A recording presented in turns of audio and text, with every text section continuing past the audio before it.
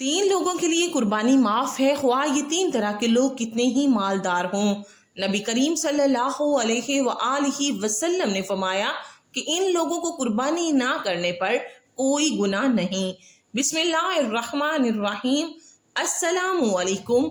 मोहतरम नाज़रीन, हलाल जानवर को बानियत तकर्रुब ज़बह करने की तारीख हजरत आदम अलैहिस्सलाम के दो बेटों हाबील और काबील की कुर्बानी से ही शुरू हो जाती है। ये सबसे पहली कुर्बानी थी। इरशाद बारी ताला है, तर्जुमा और आप अहले किताब को आदम के दो बेटों का वाक़या सही तौर पर पढ़कर सुना दीजिए। जब उनमें से हर एक ने अल्लाह के लिए कुछ नयाज पेश की तो उनमें से एक की नयाज मकबूल हो गई और दूसरे की कबूल नहीं की गई। इलामा इब्ने कसीर रहमतुल्लाह अलैह ने इस आयत के तहत हजरत इब्ने अब्बास रजी अल्लाह तआला अन्हो से रिवायत नकल की है कि हाबील ने मेंढे की कुर्बानी की और काबील ने खेत की पैदावार में से कुछ गल्ला सदका करके कुर्बानी पेश की। उस जमाने के दस्तूर के मुवाफिक आसमानी आग नाजिल हुई और हाबील के मेंढे को खा लिया, काबील की कुर्बानी को छोड़ दिया। इससे मालूम हुआ कि कुर्बानी का इबादत होना हजरत आदम अलैहिस्सलाम के जमाने से है और इसकी हकीकत तकरीबन हर मिल्लत में रही। अलबत्ते इसकी खास शान और पहचान हजरत इब्राहीम अलैहिस्सलाम और हजरत इस्माईल अलैहिस्सलाम के वाक़े से हुई और उसी की यादगार के तौर पर उम्मत मोहम्मदिया पर कुर्बानी को वाजिब करार दिया गया। कुरान करीम में तकरीबन निस्फ दर्जन आयात मुबारका में कुर्बानी की हकीकत, हिकमत और फजीलत बयान की गई है।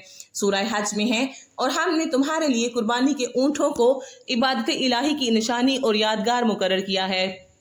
उनमें तुम्हारे लिए भी और फायदे हैं, सो तुम उनको नहर करते वक्त कितार में खड़ा करके उन पर अल्लाह का नाम लिया करो, और फिर जब वो अपने पहलू पर गिर पड़े तो उनके गोश्त में से तुम खुद भी खाना चाहो तो खाओ और फकीर को भी खिलाओ, खा वो सब्र से बैठने वाला हो या सवाल करता फिरता हो। जिस तरह हमने इन जानवरों की कुर्बानी का हाल बयान किया, उसी तरह उनको तुम्हारा ताबेदार बनाया ताकि तुम शुक्र बजा लाओ। अल्लाह ताला के पास इन कुर्बानियों का गोश्त और खून हरगिज नहीं पहुंचता, बल्कि उसके पास तुम्हारी परहेजगारी पहुंचती है।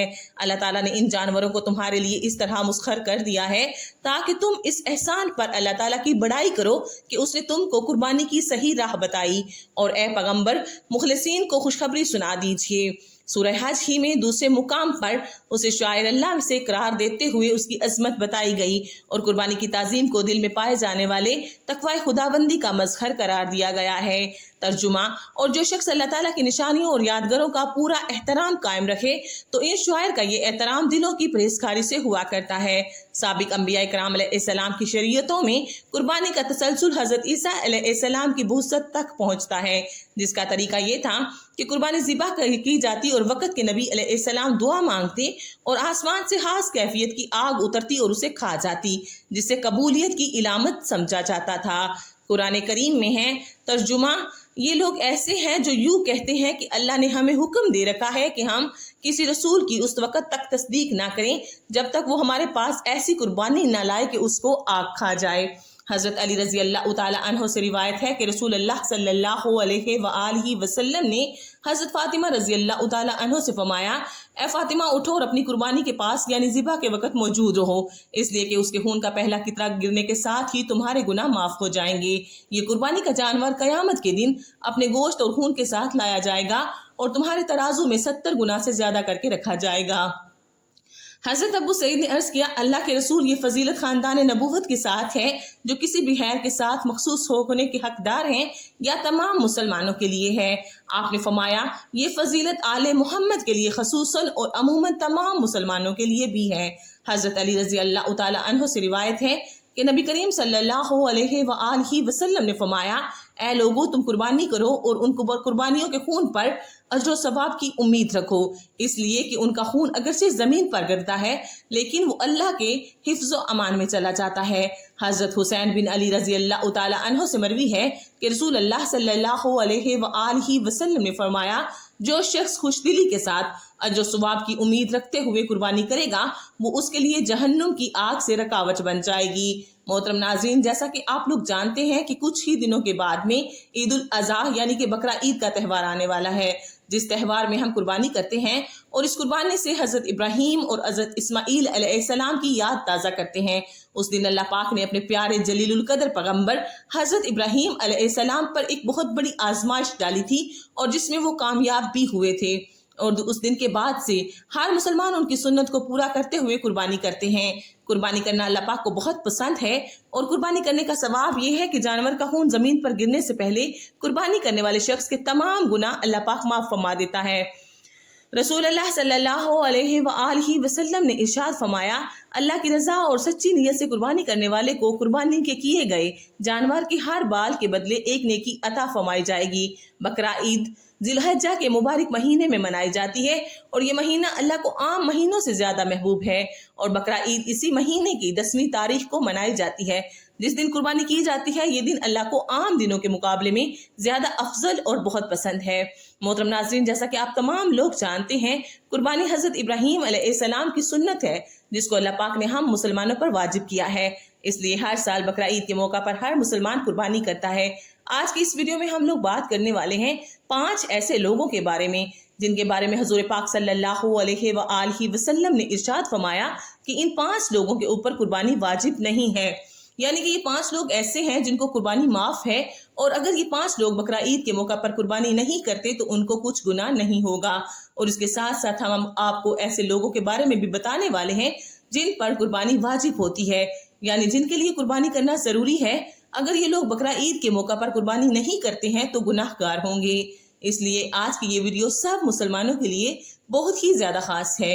मोहतरम नाज़रीन, बकरा ईद का त्यौहार जिलहज्जा की 10, 11 और 12 तारीख को मनाया जाता है। इस्लाम में ईद उल फितर के बाद दूसरा सबसे बड़ा ये त्यौहार है। इसको सुन्नत इब्राहिमी या ईद कुर्बा के नाम से भी जाना जाता है।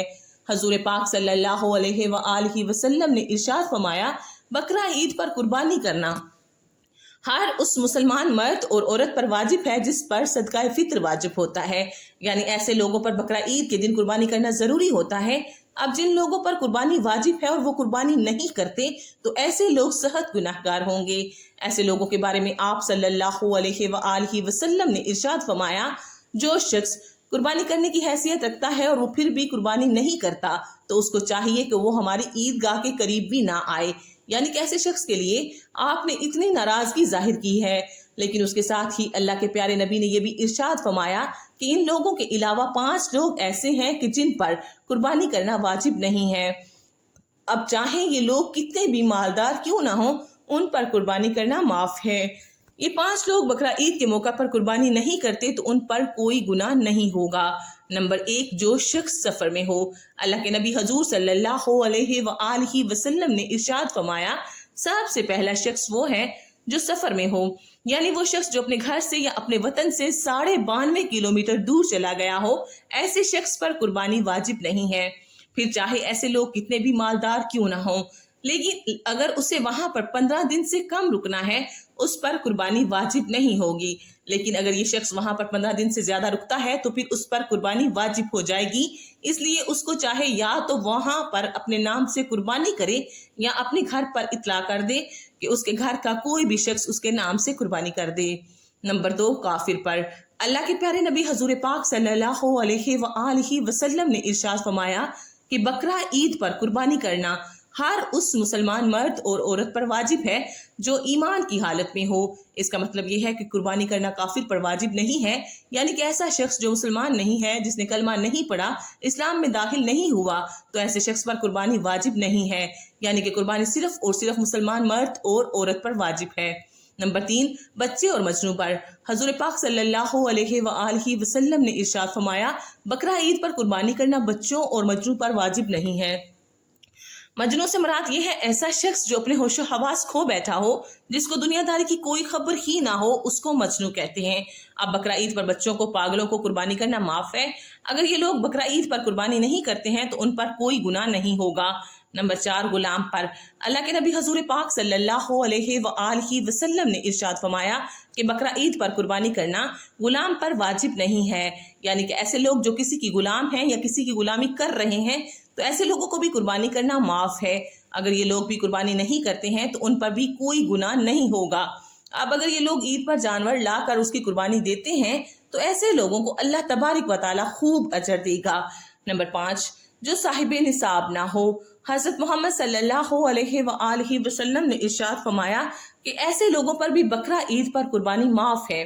ایسے لوگوں پر بھی قربانی واجب نہیں جو صاحب نصاب نہ ہو، یعنی جس کے پاس میں 7.5 تولے سونا یا 52.5 تولے چاندی نہ ہو، یا اس کے پاس اتنی سونے یا چاندی کی رقم موجود نہ ہو، ایسے لوگوں پر بھی قربانی واجب نہیں ہے۔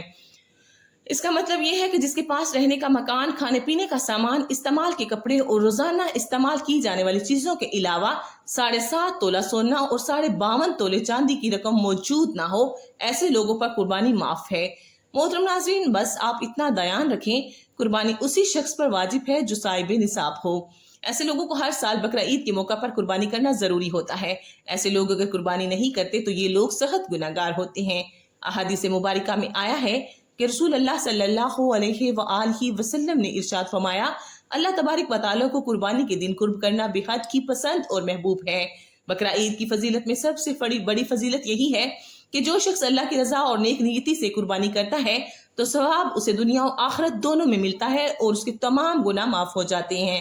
آپ کو بتا دیں، قربانی کرنے سے صرف صغیرہ گناہ ہی معاف ہوتے ہیں اور کبیرہ گناہ یعنی کہ بڑے گناہ صرف توبہ سے ہی معاف ہوتے ہیں۔